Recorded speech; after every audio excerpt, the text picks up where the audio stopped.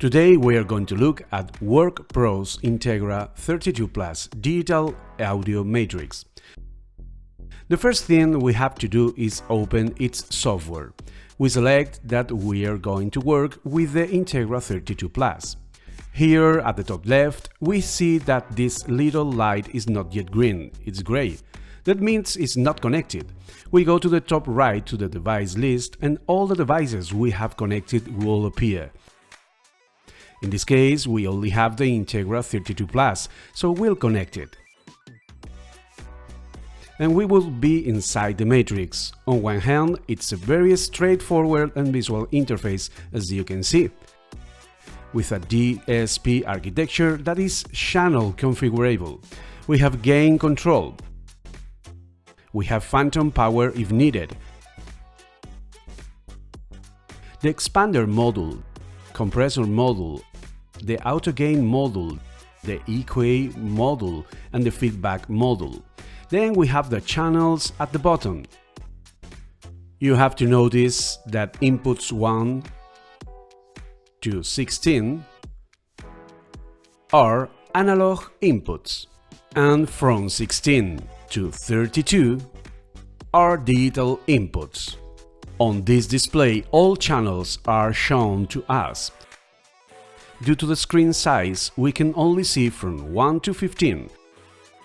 But down here we have 3 tabs to see from 1 to 15, 16 to 30, 31, 32. Or we can move around very intuitively with the mouse scroll.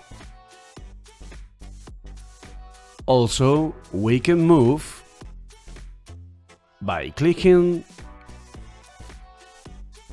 with the left mouse button. Once we are on the selected channel, for example, channel 1, we could rename it. As simple as double-clicking on the name it has, and we are going to call this one, for example, line 1, since it has a line signal at the input. For micro 2, we'll call line 2,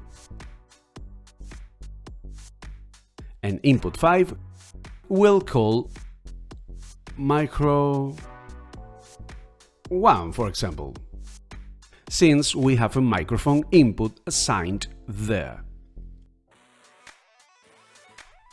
Well, to change the different input parameters of that channel, we select the channel we are going to use. We go to Input, and here we have the interface where we can see on one side the analog input or a signal generator. This is the sine wave, white noise generator, pink noise, and we can change the different frequencies. We could choose that it's 1000 Hz at 0 dB, etc. In this case, we would be seeing on that channel we have a frequency of 1000 Hz, 0 decibels, by a similar wave or white noise. We are going to lower the level. In this case, we would be interested in an analog input. At the top, we can observe the different sensitivities it offers us. 3 decibel steps. Here we could select phantom input. If it were a condenser microphone, we can change the phase and we can mute and unmute. Moving on to the next module, we have the expander. First and foremost, we would activate it by clicking on. We can adjust the threshold, the ratio, the attack, and the release.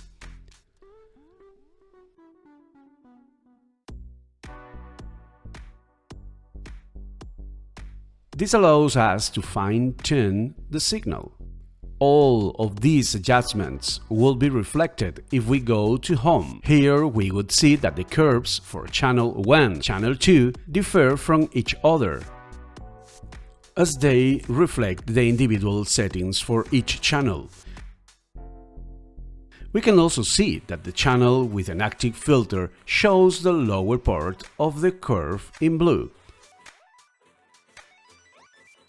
To move to the next module, we can either scroll or directly click on the compression module in the right column. Here we have the compressor. We activate it and proceed to change the threshold, the ratio, the attack, and the variable release in milliseconds. These parameters can also be manually entered.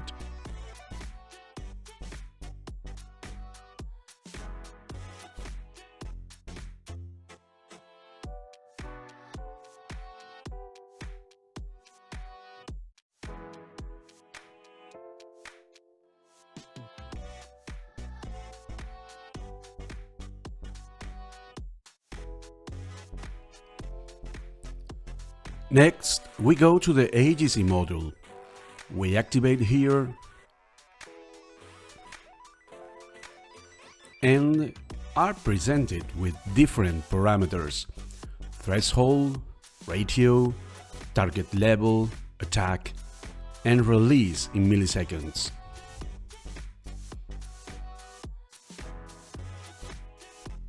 Finally, we move on to the equalizer. We activate it and can modify the different EQ shapes: parametric, low shelf, high shelf, low pass, and high pass.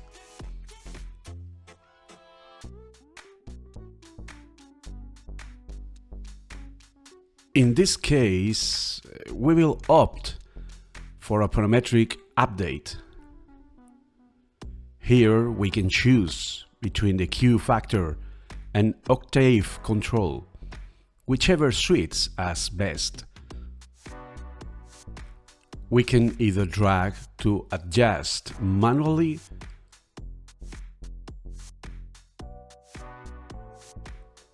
or enter the values directly.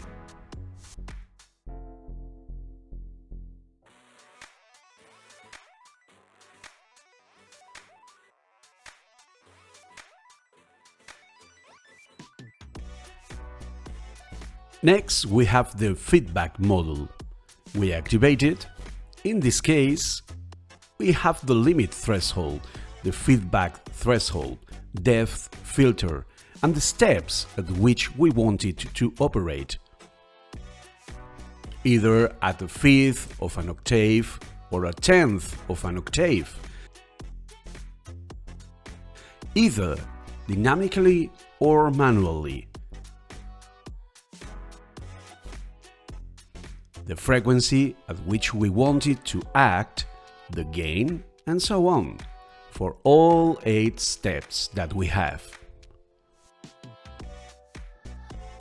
Now let's explore the AUTOMIXER module. This is a very interesting feature, as it allows our audio matrix to mix different input signals based on varying properties. We connect this module and navigate to line 1. Here we see that there's an AUTOMIXER activator for each channel we want it to operate on, along with the mute button, the channel itself, and priority modes. The higher the number, the greater the priority that channel has over the others. The lower the number, the less priority it has over the others. We will set it so that these 2 channels, which are lines, have lower priority, while the microphone, which is channel 5, takes priority over the other signals.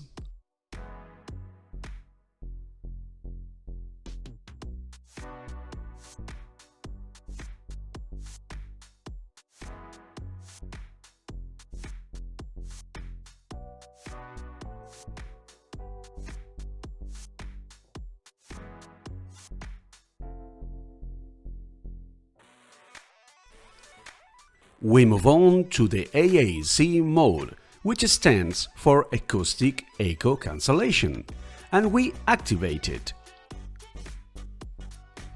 It comes with three settings: soft, moderate and aggressive. We can specify on which local and remote inputs we want it to operate.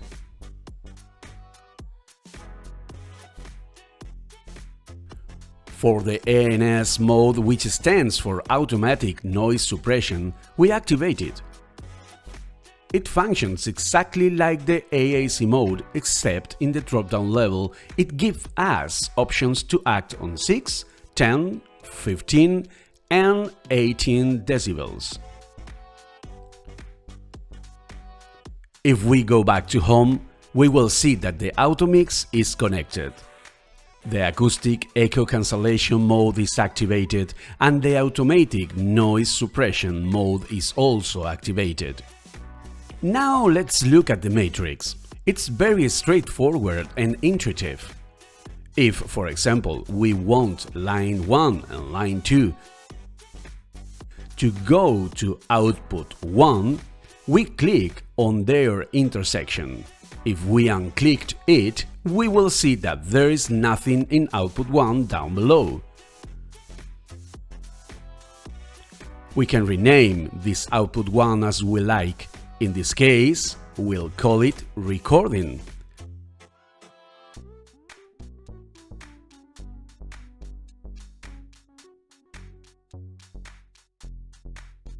We can also direct microphone 1, which was our input 5, to this recording module,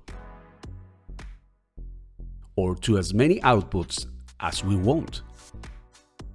We could also incorporate various functionalities into this matrix, such as the USB player.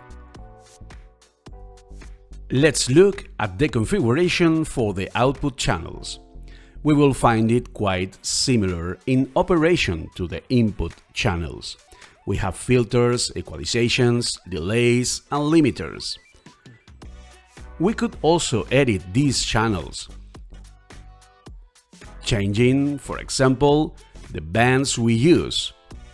In this case, in this slot indicated as empty, it wouldn't let us add functionalities. Moving on to Out1 channel, which we previously named Recording. We go to the top bar and click on Outputs. The navigation here will be the same as with inputs, using the scroll. Here we have different filters, we activate them. In this case, these will be low-pass filters.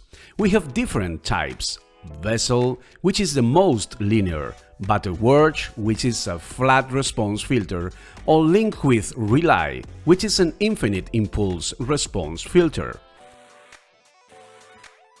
We can change the frequency at which we want it to act, the gain and the slope in octaves. The same goes for high-pass filters. In this case, you see we have the three options: Vessel, Butterworth and Link with Relay. The slope in octaves. If we combine both filters, this is what we would end up with. If we go back to home, we will see the curve with the filters and the spectrum in which they are acting. Channel equalization works the same as with the inputs. Parametric filters, low shelf, high shelf, low pass and high pass. The signal delay adjustment is in milliseconds, meters and feet. If we change any parameter, the other change accordingly. Like the other settings, it can be activated or deactivated. We have an output limiter. We would activate it with threshold and release adjustments in milliseconds. Additionally, we have a a mute, and a phase change in the output settings. Now let's move on to the meters module, where we will see all the input signals we have, the levels at which they are peaking, and the same for the output signals. Finally, we have a camera control with a voice tracking option and a threshold.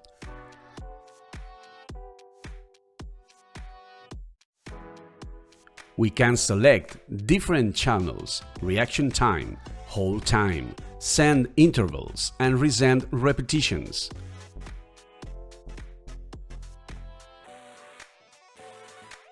We can connect and disconnect. In channel 1, for example, we can set up a serial connection via RS-232 or RS-485. The different camera addresses.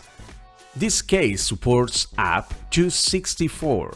Various protocols are available: Pelco D, Pelco P, Visca, and a custom mode. We can also assign different presets. Likewise, we can assign custom commands in RS-232 and RS-485. We'll see how to set up these commands shortly.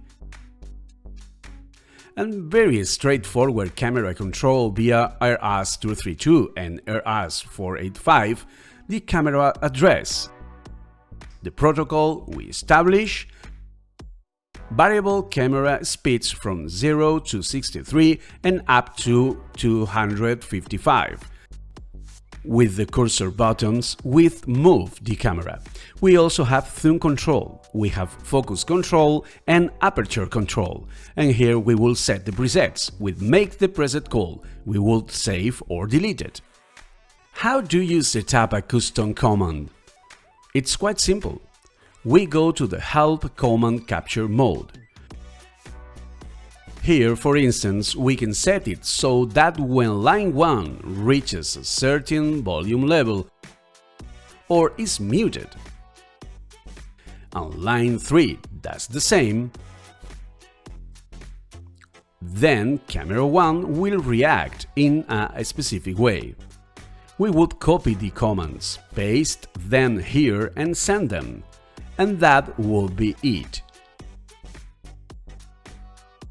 We return to the home mode, where we would see the changes we've made in the different equalizations. Let's look at various settings options. With device settings, we can change the device name in case we have different matrices and want to name each one 1, 2, and 3. We can set the IP address, the gateway, the network mask, the MAC address,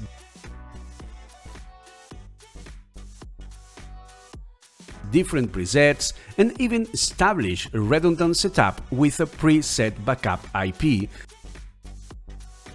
which can enter here. Here we see the modes for the RS-232 and RS-485, which different baud rates, different data bits, stop bits, and the 3-bit parity modes, where we have none, even, and odd.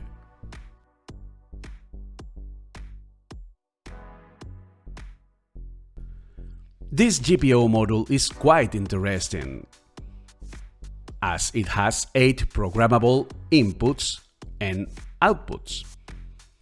This means we can connect various devices with multiple functions through these GPIO ports. For example, for this port 1, we are going to set it as an input and assign it as mute. We can choose whether it starts active or off. We can also select different trigger modes. This is for the input channel.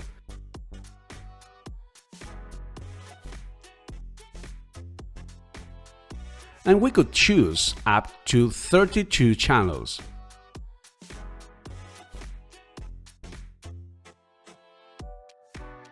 We would save it as GPIO 1, for instance,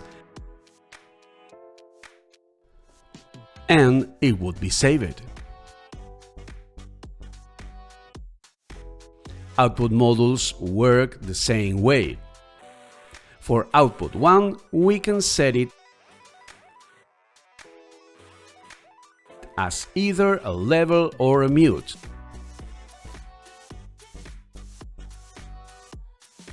Low level or high level. We can set a high level that is active and affects the channel 2 output, for example. And in level, we can set it from 0 to -72 decibels. Another interesting module is the input and output grouping module. For instance, we could group inputs 1 and 2, 3, 4, 5 and 6. And for outputs, group 1 on one side, group 2 including 3 and 4, 5 and 6.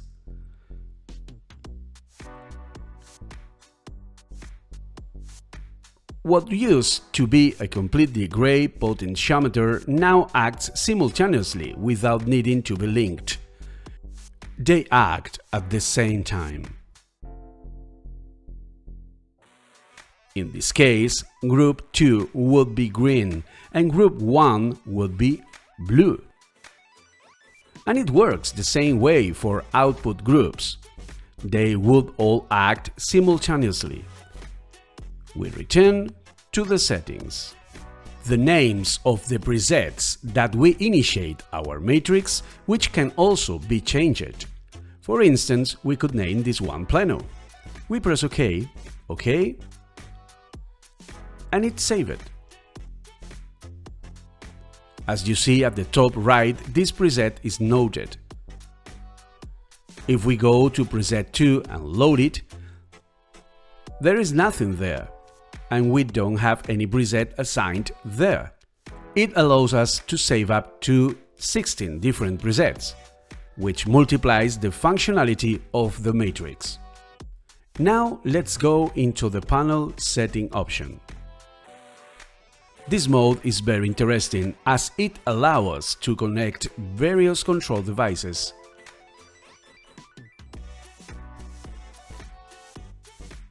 To our matrix in a very intuitive way. Here we have a WC3U module. We double-click on it and its IP is displayed.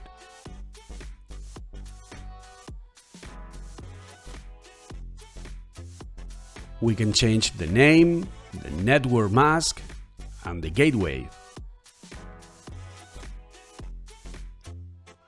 To make these devices work, they should be connected to a PoE switch instead of a standard switch, as it provides them with power. These wall controls must be on the same network as our matrix. We can control it externally. I can turn the volume up or down, which is what we've assigned to this control.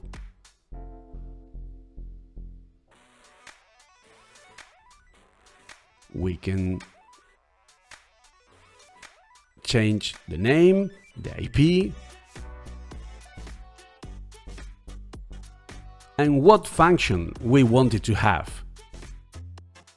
In this case, we've assigned input 1 a gain function with a range from 12 decibels to -72 decibels in 1 decibel steps.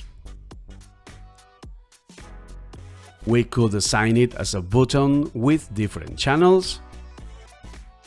In this case, a mute channel. There are two positions: disconnected and connected. We can select different presets, which will be starting presets to switch between them because we have different sessions with different presets. We can even establish commands, or it can work as a matrix.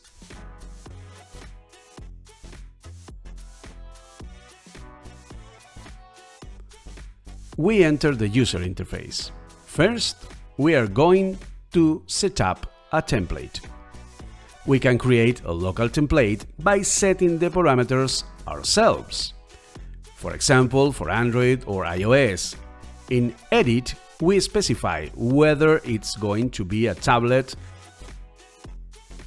a phone, an iPad,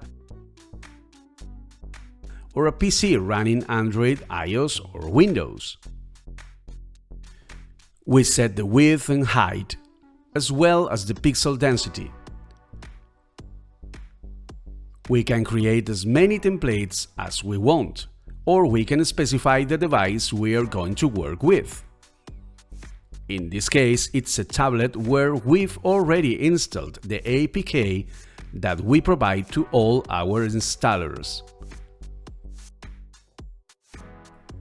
The device is an SMT500 tablet running on Android, with a resolution of 1200 by 2000, a density of 1.5, and is fixed IP. Let's make it sure it's this template. We'll rotate it since we want it horizontal in this case.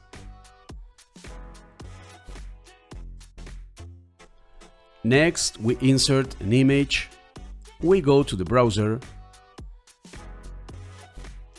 It's straightforward, as you can see.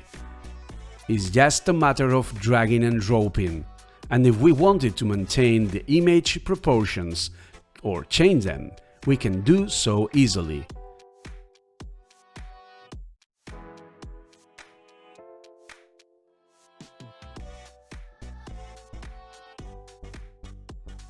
Then we add different options. For instance, we can set up a channel, which will be an input channel, and in this case, it's channel 1. Here we can set the width, height, corner radius, and importantly, the IP address of our device, matrix, since this program will operate on that IP. Input channel 1. Let's add the 3 channels. We must see how it works. Input channel 2.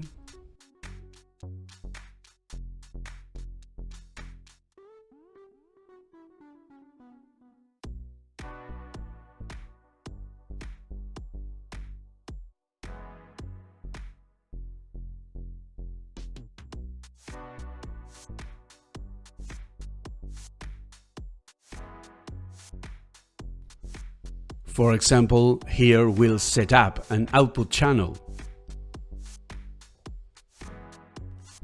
Output. We can easily assign buttons. In this case, it will be a button to grant access to a command. As we saw earlier, capturing commands is straightforward. We can assign a check button. In this case, it will be a check button. And for a check for an output channel 1, to mute it. Again, we assign the IP. We can assign a matrix. We'll set up a 5x5 matrix. Again, it's straightforward, as you can see.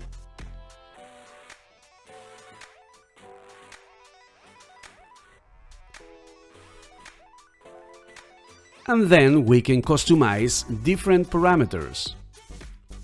For example, we could set up a levels channel, which will be an output channel.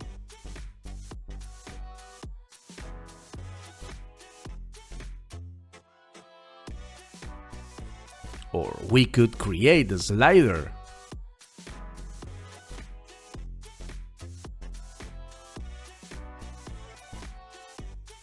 Also for channel 1, so we can see both are active.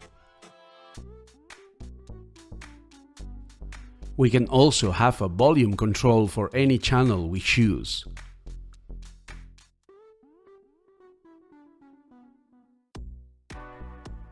Also, we can add different pages.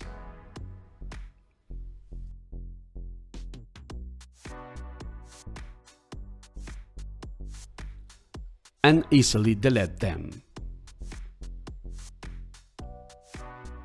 We save this project as table 1.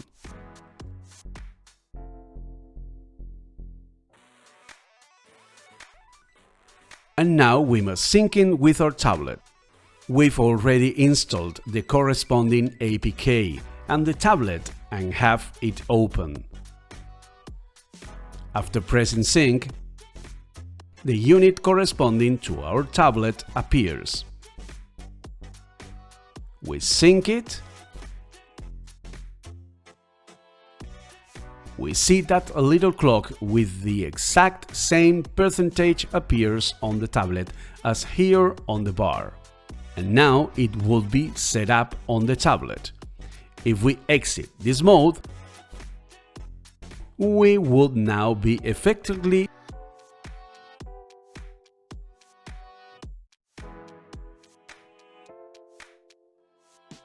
operating on the inputs and outputs.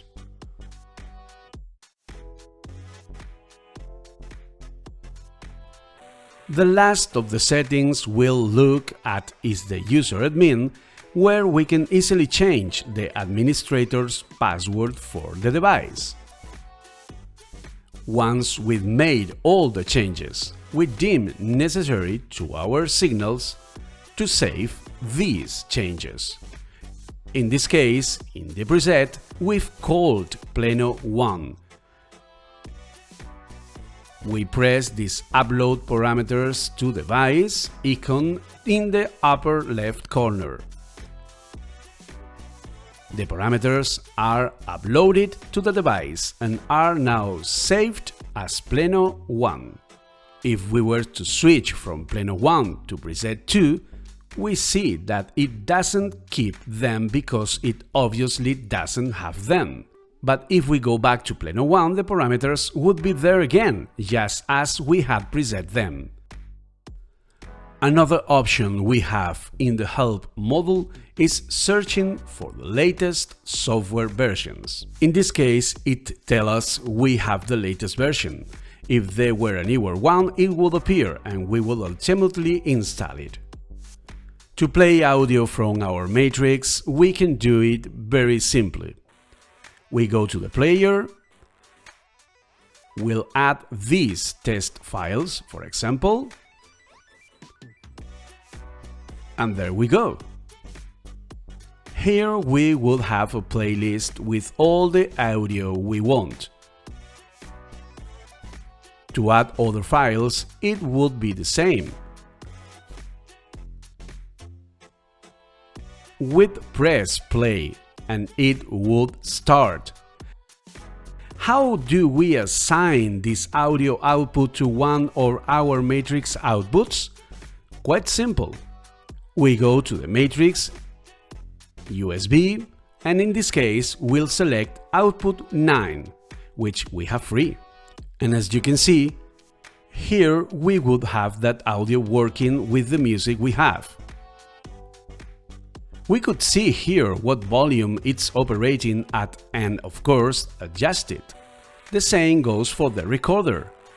We would configure the sound card we're going to use, in this case, the Creton USB sound card, which would be the matrix on, whether we want to record in stereo or just one of the channels, and where we want to record them. And everything will be ready to start recording. And with that, we've finished this brief video tutorial where we've looked at all the possible options and configurations of our Integra 32 Plus digital audio matrix by WorkPro. We hope you've enjoyed it and we look forward to seeing you again soon.